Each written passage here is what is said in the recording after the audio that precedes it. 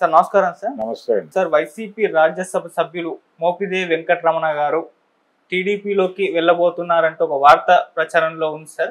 అంటే మామూలుగా ఇప్పుడు వైసీపీ నుంచి ఇప్పటి వరకు అయితే పెద్ద ఎత్తున ఎవరు కూడా అంటే పెద్ద సభ సభ్యులు కూడా ఎవరు వెళ్ళలేదు. మరి ఇప్పుడు వెళ్ళే ఛాన్స్ ఏమన్నా ఉందా?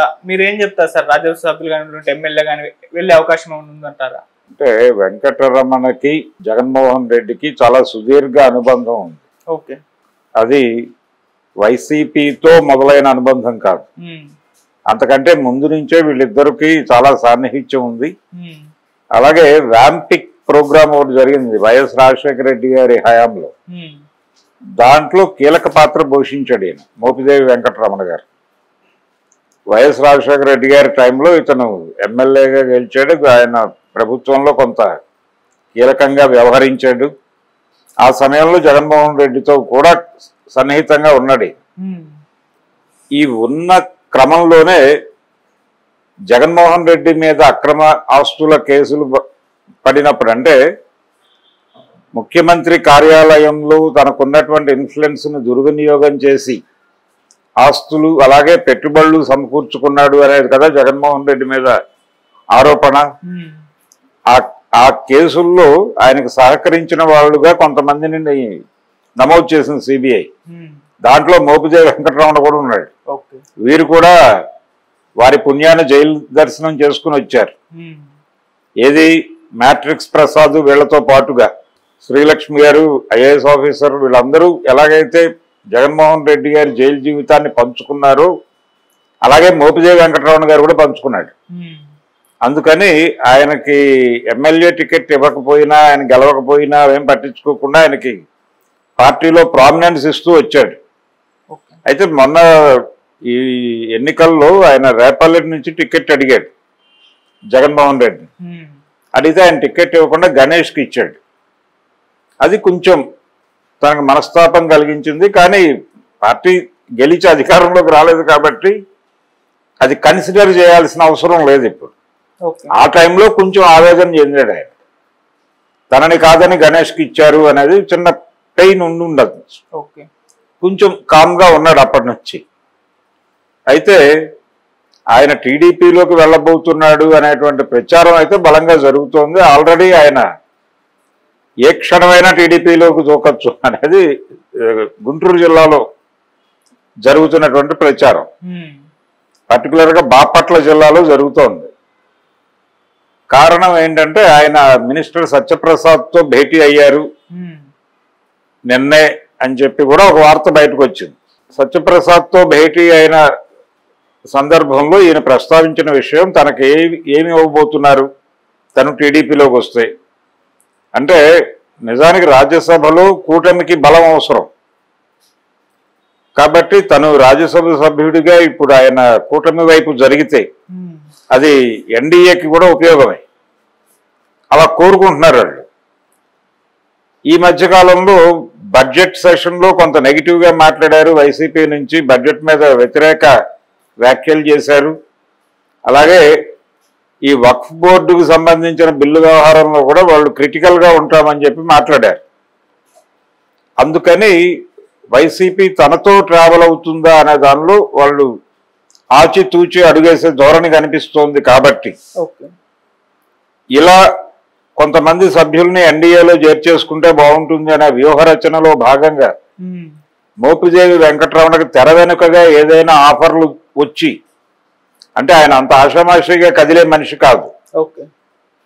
జగన్తో ఆయనకున్న రిలేషన్ చాలా సుదీర్ఘమైన రిలేషన్. వైఎస్ఆర్సీపీ పెట్టడానికంటే 5 ఏళ్ల ముందు నుంచి వీళ్ళు కలిసి ప్రయాణం చేశారని సిబిఐ నిర్ధారణ చేసింది. సో వాళ్ళ రిలేషన్ జైలు బంధం, అది జైలు బంధం కాబట్టి అంత తేలిగ్గా ఆయన జగన్ని వదలడు. వైసీపీ నుంచి ఆయనకి ఇబ్బంది ఉన్నప్పటికీ వైసీపీతో కొనసాగాలని అనుకుంటాడు, ఎందుకంటే ఆల్రెడీ ఎగ్జిస్టింగ్ రాజ్యసభ కాబట్టి. ఎన్డీఏ ఏదైనా తలుపు కొట్టి ఆఫర్లు ఏవైనా ఇచ్చిందా అనేది వెరిఫై చేయాలి. ఒకవేళ అలాంటి కళ్ళు చెదిరే ఆఫర్ ఏదైనా వచ్చుంటే ఆయన టెంప్ట్ అయ్యే ఛాన్సెస్ ఉన్నాయి. ఎందుకంటే తను సుదీర్ఘ రాజకీయ జీవితం ఉంది. అలాగే ఆయన మిత్రులు మోపిదేవి వెంకటరమణ లాయోలా కాలేజీలో చదువుకున్నాడు, విజయవాడ లాయోలాలో. ఆ లయోలా కాలేజీలో ఆయనకు సన్నిహిత మిత్రుడు ఒక ఆయన తెలుగుదేశం పార్టీతో సన్నిహితంగా ఉన్నాడు. ఓకే. ఆయన జర్నలిజంలో ప్రారంభమయ్యి పారిశ్రామికవేత్తగా మారినటువంటి ఒక పెద్ద మనిషి ఉన్నాడు అక్కడ. ఈయన చాలా సన్నిహిత మిత్రులు. ఆయన చంద్రబాబు నాయుడు గారికి నేరుగా వెళ్ళి మాట్లాడగలిగినటువంటి పరిచయం ఉన్న వ్యక్తి. అందుకని అట్నుంచి ఆయన ఈజీగా చంద్రబాబును కలవగలడు, కలిసి తన ఇష్యూ సాల్వ్ చేసుకోగలడు. సత్యప్రసాద్ ద్వారా వెళ్లాల్సిన అవసరం లేదు ఆయన. అయినప్పటికీ ఏ పని మీద అయినా కలిసి ఉంటాడు ఆయన. కలిసిన తర్వాత అంటే మత్స్యకారుల సమస్యలు వీటి మీద కొంత వర్క్ చేశాడు ఆయన. తీర ప్రాంత నియోజకవర్గం నిజాంపట్నం ఆ ఏరియాలో మత్స్యకారుల సమస్యల మీద కొంత మాట్లాడిన చరిత్ర ఉంది ఆయన మోపిదేవి వెంకట్రావుకి. వెట్లాండ్ ఇష్యూస్ మీద కొంత అధికారం ఉంది ఆయనకి. కాబట్టి ఆ విషయాలు ఏమైనా మాట్లాడటానికి కలిసి ఉంటాడా అనేది, కలిసిన తర్వాత ఈ స్పెక్యులేషన్ మార్కెట్లోకి వచ్చిందా అనేది ఒక్క కోణం.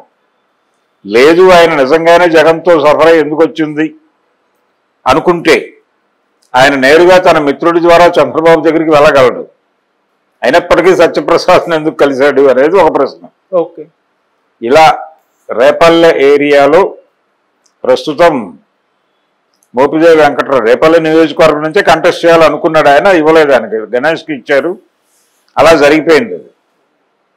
అప్పటి నుంచి కొంచెం మౌనంగా ఉన్నాడు ఆయన. మౌనంగా ఉన్నాడు. ఆయనకి ఇచ్చినా పెద్ద ప్రయోజనం ఉండేది కాదు.